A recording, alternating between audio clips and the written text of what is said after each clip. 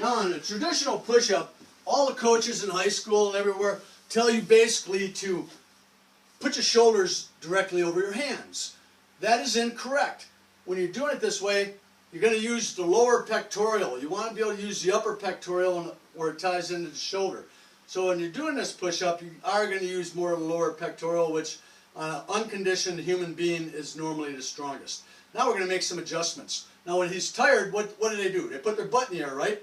Notice when he put his butt in the air, from his hand to his shoulder and a line to his ankle, he is now at a 90-degree angle. You achieve that 90-degree angle because it takes the stress off your shoulders and it helps you relax a little bit more. So what we're going to do now is correct this push-up. He's going to grab the push-up bars. And the reason for the push-up bars is so that you go below the floor level so that you can really stretch out the pectorals.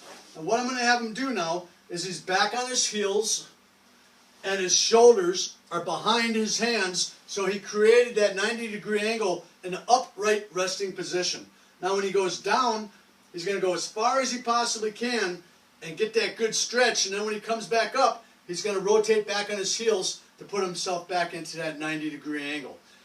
Now, if you really want to utilize the outer pectoral, have a wider grip with your push-up bars like you would bench press. And here's how you would acquire that. Without the push-up bars, we're just going to do push-ups without the push-up bars. He's going to lay on the ground with his hands to his side. He's going to put his hands in the same position as if he was bench pressing on a bench. And he's going to start from the ground there. Now, with his back perfectly straight and flat, he's going to push up. And then when he gets up, he's going to rotate back on his heels.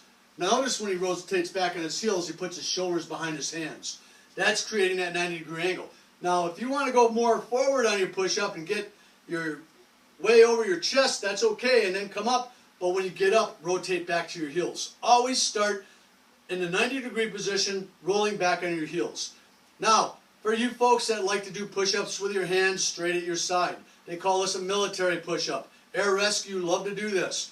Now when he goes down, he's going to pivot around his elbow. He's going to go forward more. Now when he comes up, he can come straight up, but then rotate back on your heels.